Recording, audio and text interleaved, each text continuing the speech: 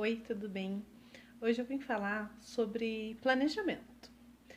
Planejamento hoje para os professores é uma coisa assim, um momento muito delicado, porque há muitas mudanças. E essas mudanças têm confundido os professores de como trabalhar, de que forma fazer, quais propostas.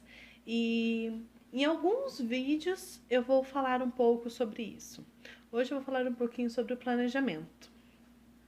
Então, de acordo com a BNCC, temos os campos de experiências, eu, outro, nós, gesto, corpo, movimentos, as formas, enfim, temos vários tópicos. Só que algumas professoras, algumas instituições estão separando esses tópicos como se fossem separados, como era antigamente, que era por áreas. Então, antes a gente tinha o movimento, tínhamos a linguagem escritoral, tínhamos o conhecimento matemático, tínhamos relações naturais e sociais. Então, eles eram separados. E hoje não, eles são juntos, eles têm o mesmo significado com outros nomes, na verdade, né? O professor que sempre esteve presente ali para a criança da educação infantil, é, é muito mais do que dar aula. A gente não deve dar aula, a gente deve vivenciar com a criança o dia a dia. E isso, para algumas pessoas, é muito fácil e para outras é muito difícil. Porque para algumas pessoas tem que ter ali um roteiro semanal, tem que ter os quadros. E não é assim que funciona a educação infantil. A vida infantil é muito mais do que quadros, muito mais do que roteiros. Apostilas, então, nossa, longe de mim apostilas. A apostila é uma coisa que realmente não é admissível na educação infantil e que, infelizmente, as escolas particulares é o que valorizam. A apostila. Então, para os pais, né, que a família quer um produto final. Só que a criança não é um produto final, a criança é uma construção dia a dia. E a gente tem que mostrar isso para as famílias ali no nosso dia a dia, ganhando as famílias, colocando em murais o que eles fazem, as atividades, as fotos. E quando nós pensamos em planejamento para crianças pequenas de educação infantil, é muito complexo. E é muito natural, né? Porque se você for pensar, eles acabaram de chegar no mundo. E o que eles precisam saber? Eles precisam saber as letras? Eles precisam saber os números? As formas? Não, não é isso que eles precisam saber. Eles precisam ter a vivência com os elementos naturais, com a terra, com areia, com água, com folhas, com casca de ovo, com serragem, com plantas, com materiais não estruturados. O que é materiais não estruturados? Podemos ter cones, podemos ter embalagens, potes vazios de marmitas, de isopor que a gente compra, né? Acaba vindo o isopor. O que a gente vai fazer com isso? Vai jogar direto no lixo? Não, a gente vai dar para nossa criança brincar, para ela poder explorar, para ela poder fazer as comidinhas dela, poder fazer as hipóteses dela, criar suas hipóteses. Então é isso que vai no planejamento. Então, o planejamento pode ter um quadro? Pode, mas cada professor tem que achar a sua maneira. Eu estou criando a minha maneira. Eu vejo que tem muito pouco material para crianças pequenas, realmente pequenas, bebês e M1. Então, acho que é uma coisa assim bem válida, ideias de atividades, organização de espaços. Se quiser, eu posso fazer um vídeo só sobre organização de espaços. Se quiser, comenta aqui embaixo e fala, quero organização de espaços. Que eu vou mostrar, tem um monte de fotos de coisas que a gente faz no dia a dia, que é o que a gente vive. Então, nós somos 3 professoras para 18 crianças, 18 bebês. De 1 ano a 2 anos, mais ou menos, né? Então, essa é a faixa etária das nossas crianças, é berçário 2. E a gente não precisa entregar a apostila no final do ano. A gente não precisa entregar um produto final. Olha, foi feito isso, isso, isso e aquilo. Pode ser feito? Pode. Mas a importância, principalmente nessa idade, para bebês, é a experiência que ela vai viver. É o dia a dia, a naturalidade com que as coisas acontecem. Quais são os processos ali do dia a dia? A criança chega, ela toma café, toma um mamazinho, come um pão, dependendo, né, de cada escola daí.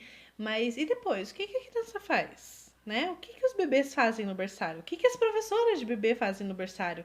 Então é muito mais do que um planejar. É olhar, observar o que eles gostam, o que eles têm interesse, como eles agem. é, E isso tem que vir documentado. Então, Paulo Fock traz as mini histórias que você vai relatar ali uma mini história do acontecimento. Então, pode ser de uma criança maior que fala, então você vai colocar as falas dela e tal, e o acontecimento, como pode ser uma fala sua como professora falando de uma criança pequena, de um bebê que estava ali explorando, que viu a pipa voar, né? Eu tenho um trabalho bem legal com elementos do ar, também vou postar em breve aqui no canal. E esse elementos do ar são brincadeiras que trazem a leveza, que trazem o vento, que trazem o movimento. Então, traz a natureza. Então, são várias coisas juntas que eu não preciso trabalhar só uma área. A criança não é só uma área, a criança ela é um ser integral, entendeu? Então, nós precisamos pensar um pouco sobre isso. Então, tudo tem que estar registrado, porque se a gente registra, a gente consegue ver depois o que foi feito, podemos relatar. A gente não precisa relatar tudo o que acontece, porque a gente não dá conta de tudo isso. Então, nós precisamos escrever o ocorrido, dá para escrever minha história, dá para escrever um planejamento ali, talvez num quadro, mas dá para, além disso, né, reprojetar o que nós vamos fazer, o que foi feito, como as crianças agiram, repensar, será que essa atividade foi legal? Ou será que eu posso repetir ela de outra maneira? Ou posso fazer a mesma atividade, só que com outro propósito. Que propósito é esse? Pelo interesse das crianças. Então, o protagonismo da criança vai muito além do que ela está brincando ali e ela pode decidir o que ela quer fazer ali naquele momento. O protagonismo é no dia a dia, é nas ações diárias da criança, é na higiene, é na alimentação, é na hora da brincadeira, na escolha de parceiros, no momento que ela quer brincar, onde ela quer brincar, em quais espaços. E o professor também tem que ser protagonista.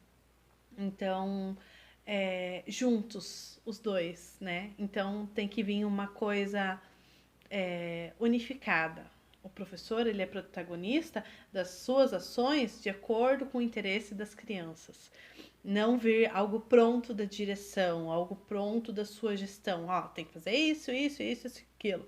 E a gente sabe que está cheio de escolas assim, sejam públicas e sejam particulares ou conveniadas da prefeitura. A gente sabe que isso existe, mas é uma coisa que tem que ser uma construção junta, né?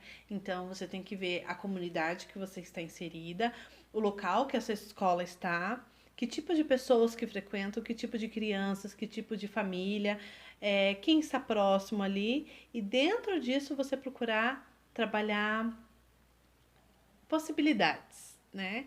A família é muito importante estar dentro da escola. Eu falo escola de modo geral, né? Mas da creche, de CMEI, de SEI, enfim, de qualquer nome que a instituição leve, né? De educação infantil ou fundamental. Tem que estar presente, sim, sempre.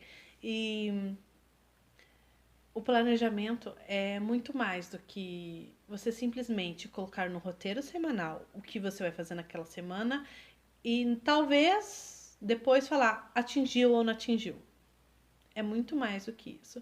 Então vamos pensar, e eu quero logo em breve trazer umas ideias bem legais de planejamento também na prática. Que hoje eu só falei assim um pouquinho por cima, mas fiquem de olho, fiquem ligadinhos. Se você não é inscrito no canal, se inscreva se você ficou até aqui.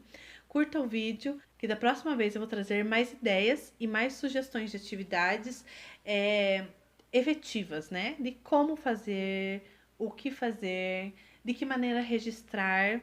Vou também trazer as mini histórias. Vou trazer uma mini história bem legal, que é da minha aluninha Melissa, que é a história da pipa.